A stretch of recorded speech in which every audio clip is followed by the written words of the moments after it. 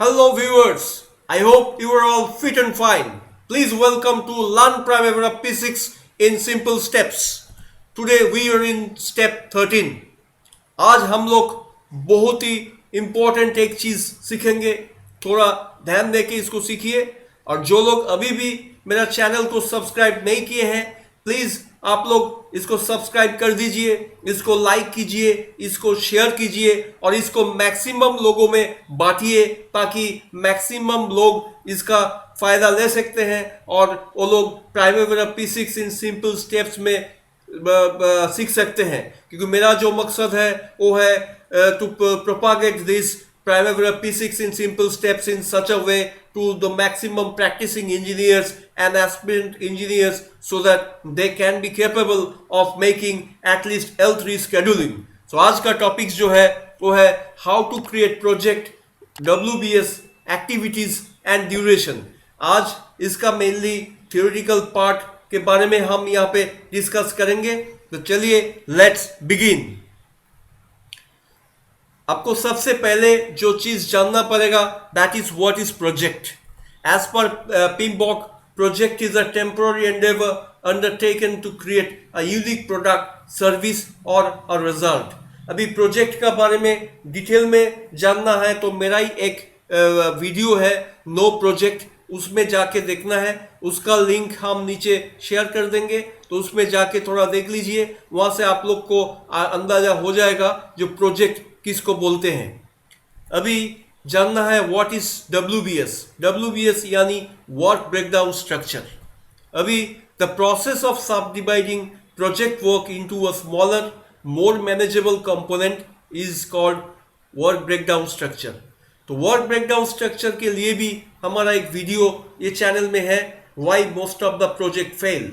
तो उसको भी आप लोग थोड़ा देख लीजिए. वहाँ से वर्क ब्रेकडाउन स्ट्रक्चर के बारे में भी आपको जानकारी मिल जाएगा और इसका जो लिंक जो है वो हम नीचे शेयर कर देंगे. अभी जो इम्पोर्टेंट एक चीज देखना है, जो चक्रवर्ती एसोसिएट्स अभी एक G+10 रेसिडेंशियल कॉम्प्लेक्स बनाएंगे जो 1 जनवरी 2024 से चालू होने वाले हैं.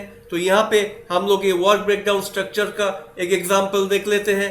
इसमें जो प्रोजेक्ट है वो है G+10 रेसिडेंशियल कॉम्प्लेक्स और इसमें जो लेवल 1 WBS जो है, जो डिलीवरेबल्स है वो है rough finishes and final finishes.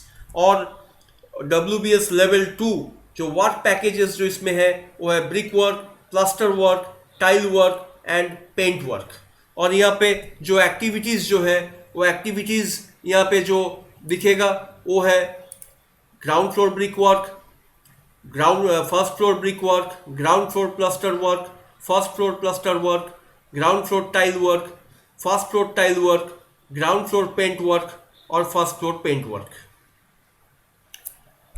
अभी ये important thing that need to be check while creating project.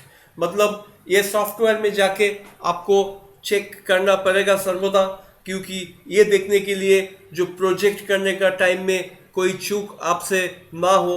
क्योंकि अगर कोई चूक हो गए तो प्लानिंग में गड़बड़ हो जाएगा. वो चीज़ है after creating project select project window and check.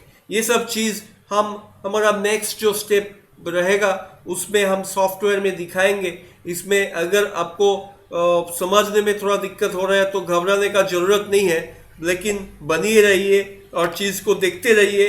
अगर आपको दिमाग में नहीं घुस रहा है तो बार बार देखिए, देख के इसको कैसे भी करके आपको जानकारी में लाना होगा. So go to date and check that project start date and data date should be same. मतलब प्रोजेक्ट क्रिएट हो जाने का बाद प्रोजेक्ट विंडो में जाना है, जाके आपको देखना है जो आपका प्रोजेक्ट स्टार्ट डेट जो है और डाटा डेट वहाँ पे जो शो कर रहा है that should be the same. और एक चीज़ देखना है वो है डिफ़ॉल्ट में जाना है. डिफ़ॉल्ट में जाके आपको चेक करना है whether right calendar is assigned. Last जो स्टेप जो था स्टेप 12 में, वहाँ पे मैं आप लोग को बोले थे जो calendar will play a very important role in Primavera. तो कैलेंडर जो हम लोग जो किए हैं वहाँ पे आप ऑलरेडी देखे थे. G+10 रेसिडेंशियल कॉम्प्लेक्स का हम लोग कैलेंडर वहाँ पे बनाए थे और वो कैलेंडर को आपको प्रोजेक्ट में असाइन करना है, क्योंकि आप G+10 रेसिडेंशियल कॉम्प्लेक्स का ही प्रोजेक्ट बनाएंगे, तो ये भी बहुत ही एक इम्पॉर्टेंट चीज़ है, इसको भी ध्यान में रखना पड़ेगा। अभी और एक चीज़ करना पड़ेगा, ये दो चेक हो जाने का बाद आपको एक after creating project, open project and create an activity, एक एक्टिविटी खोलना है and enter 1 day duration and check your activity are following your calendar. मतलब आपको कोई भी एक एक्टिविटी खोलना है, जैसा प्लास्टरिंग, उसमें 1 डे डालना है, डाल के देखना है, जो जैसा मान लीजिए 4 जनवरी 24 को चालू हुआ है 8 बजे, तो ये 4 जनवरी 24 5 बजे खत्म हो रहा है कि नहीं।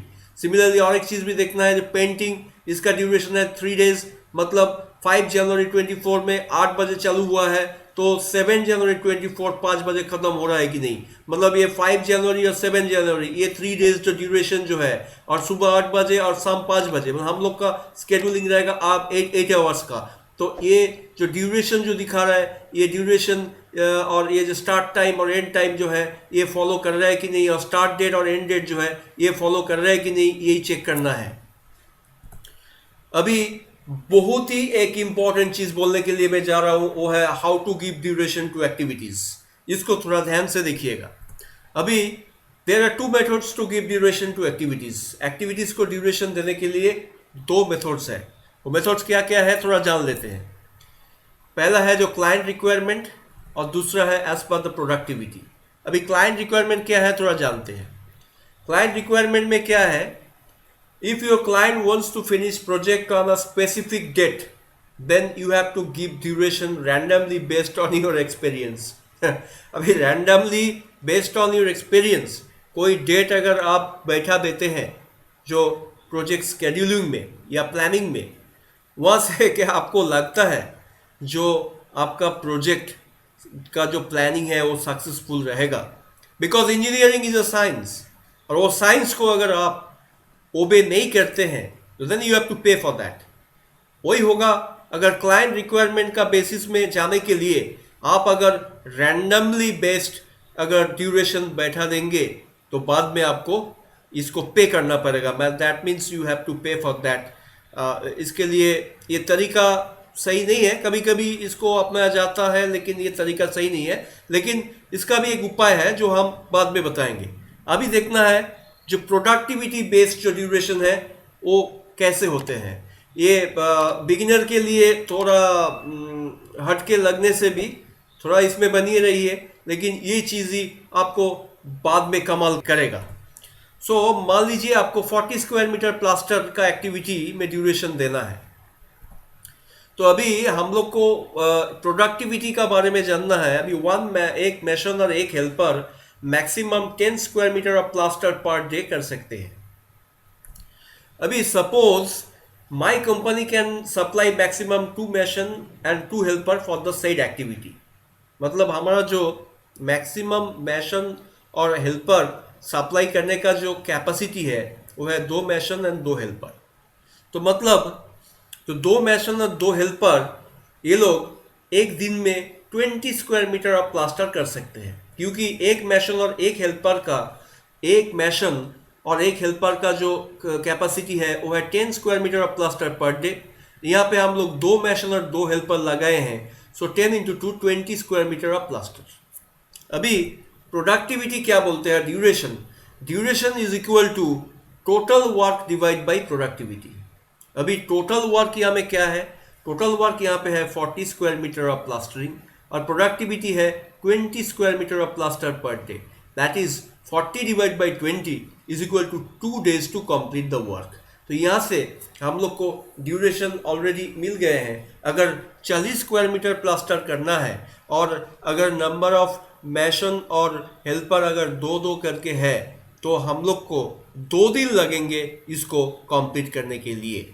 सिमिलरली ये क्लाइंट रिक्वायरमेंट में अगर ऐसा कुछ finish if your client want to finish project on specific date, और उसका कुछ माइलस्टोन इसमें ऑलरेडी दिया हुआ है, जो माइलस्टोन का हिसाब से आपको ड्यूरेशन बैठाना पड़ेगा। आप अगर ड्यूरेशन बैठाना में मजबूर है तो आपको उस टाइम में रिसोर्स को बढ़ाना पड़ेगा, मतलब रिसोर्स के ऊपर ध्यान देके उसको करना पड़ेगा। जो अगर आपका duration is fixed, then you have to increase the resource to increase the productivity. मान लीजिए यहाँ पे अगर 2 मेशन और 2 हेल्पर के जगह में अगर हम ए मेशन और हेल्पर को डबल कर देते हैं तो यहाँ पे प्रोडक्टिविटी जो है प्रोडक्टिविटी भी डबल हो जाएंगे और सिमिलरली जो ड्यूरेशन जो है वो हाफ हो जाएंगे. मतलब ड्यूरेशन कम करने के लिए आपको रिसोर्स बढ़ाना पड़ेगा. सिमिलरली यहाँ पे जब ड्यूरेशन फिक्स रहते हैं तब आपको रिसोर्स बढ़ा के उसको टैली करना है और ए ड्यूरेशन मैच करने के लिए आपको कितना रिसोर्स को इस्तेमाल करना है वो भी आपको कैलकुलेट करके निकालना पड़ेगा. Remember, engineering is a science. You cannot prosper by ignoring science in engineering. So I hope you people have enjoyed this show. This is Devada Chakravarti signing out till we meet again.